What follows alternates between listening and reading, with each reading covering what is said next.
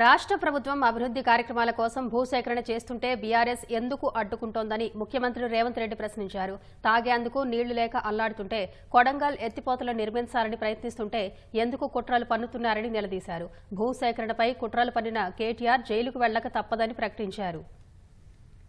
తాగనిక నీళ్లు లేక ఫ్లోరైడ్ ఉండి కల్తీ కళ్ళు దాగి ఆ కల్తీ కళ్ళుతోని పిచ్చెక్కి పిల్లల్ని మంచాలకు గట్టేస్తుంటే ఆ బాధ చూడలేక నారాయణపేట కొడంగల్ ఎత్తిపోతల ప్రాజెక్టు ద్వారా 1,00,000 ఎకరాలకు నా ప్రాంతానికి నీళ్లు ఇవ్వాలని నేను ముఖ్యమంత్రిగా చేస్తే అండ్ల కాళ్ళ కట్టబెడతాడు హరీష్ రావు. ఇదే కాదు, ఇవాళ నేను 1,100 ఎకరాలు ఆడ భూసేకరణ చేసి తొండలు గుడ్లు పెట్టని భూములను ఇవాళ ఏదైనా ఏజో పారిశ్రామిక వాడ తీసుకొచ్చి పరిశ్రమలు తెస్తే మా పిల్లలకు ఉద్యోగాలు వస్తాయి, నా ప్రాంతం అభివృద్ధి జరుగుతుంది.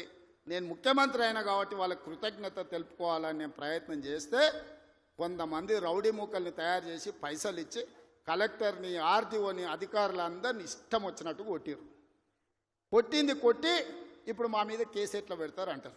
నేను అడుగుతున్న చంద్రశేఖరరావు గారిని, నీ కొడుకు నీ అల్లుడు మాట్లాడే భాషను మీరు సమర్థిస్తున్నారా?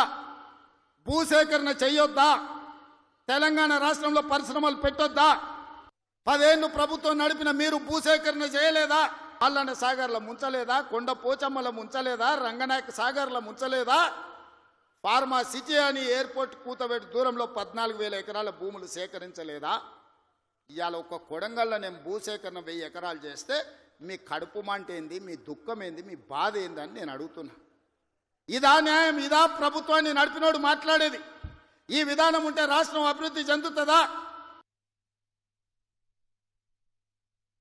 నేను అడుగుతున్న ఈ వేదిక మీద నుంచి తెలంగాణ రాష్ట్ర రైతాంగాన్ని, ఎవరో ఒకరు భూమి కోల్పోవాల్సిందే. అభివృద్ధి జరగాలంటే భూసేకరణ జరగాల్సిందే. భూసేకరణ జరిగితే ఎవరో ఒకరు భూమి కోల్పోవాల్సిందే. ఎవరు ఇష్టంగా భూమి ఇవ్వరు. కానీ బాధలో ఉన్న రైతుకు నష్టపరిహారం అత్యధికంగా ఇవ్వడం ద్వారా ఆ రైతును మనము ఆదుకోవాలి. ఇవాళ ఎక్కడైతే భూసేకరణ జరుగుతుందో భూసేకరణ చట్ట ప్రకారం వాళ్ళకి ఎక్కువ ఇవ్వలేకపోతున్నాం. నేను చీఫ్ సెక్రటరీ కలెక్టర్లకు ఆదేశాలు ఇచ్చిన, ఆ ప్రాంతాలలో భూముల విలువ 3 అంతలు పెంచండి. అప్పుడు వాళ్ళ భూమికి ఊర్లో 10 లక్షలు ఇస్తే మనం 30 లక్షల నష్టపరిహారం ఇస్తే ఆ రైతు సంతోషంగా ముందుకొచ్చి భూమి ఇస్తాడు.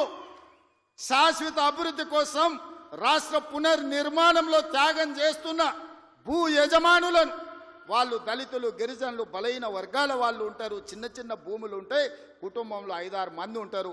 వాడు అసూటనో ఇసూటనో పోయి భూమి కొనుక్కోవాలంటే నష్టపరిహారం అత్యధికంగా ఇవ్వాలని చట్టాన్ని సవరించమని వాళ్ళు నేను ఆదేశాలు ఇచ్చిన. ఇంత చిన్న లాజిక్ మిస్ అయిన చంద్రశేఖరరావు భూమి సేకరించకుండా పరిశ్రమలు నెలకొల్పలేమని నా నియోజకవర్గం మీద ఎందుకు కక్ష కట్టినమని నేను అడుగుతున్నా. నేనేమో 1,00,000 ఎకరాలు సేకరించలే. 4 గ్రామాలలో కలిసి 1,100 ఎకరాలు నేను భూమి తీసుకుందామన్నది. ఇదో ప్రపంచ సమస్య అయింది. ఇంకా నేను ఢిల్లీ అయిపోయింది. ఇప్పుడు చంద్రమండలం పోతాడంట ఆయన. చంద్రమండలం పోయి ఆడ కూడా ఫిర్యాదు చేస్తాడంట. నువ్వు ఆడ తిరిగొచ్చినా కుట్ర చేసినందుకు మాత్రం ఊసలు లెక్క పెడతావు కేటీఆర్. నువ్వు అది గుర్తుపెట్టుకో. చూస్తూనే ఎంత గుర్తువో ఎగరని అని. ఉయ్యాల ఎంత ఊగినా అక్కడనే వచ్చి ఆగాలి, తెలుసు కదా. ఉర్రికి అటు ఊగొచ్చు, ఉర్రికి ఇటు ఊగొచ్చు. ఉయ్యాల ఆగాల్సి వచ్చినాడు మధ్యలోనే ఆగుతుంది. యాడ్ కురుకుతాడు, ఎంత దూరం ఉరుకుతాడు. ఉరకని అని చూస్తున్నా. ఉరుకులాట ఏందో చూద్దాం కేటీఆర్ దాని. 10 సంవత్సరాలలో ఈ తెలంగాణను ఒక గొప్ప అద్భుతమైన అభివృద్ధి చెందిన రాష్ట్రంగా తీర్చిదిద్దుకుందాం. తెలంగాణ రైజింగ్. ఈ దేశంలోనే ఏ రాష్ట్రమైనా తెలంగాణను చూసి కాపీ కొట్టాల్సిందే, తెలంగాణ రాష్ట్రాన్ని చూడడానికి రావాల్సిందే. ఆ విధంగా మనం అభివృద్ధి చేసుకుంటూ ముందుకు వెళ్దాం.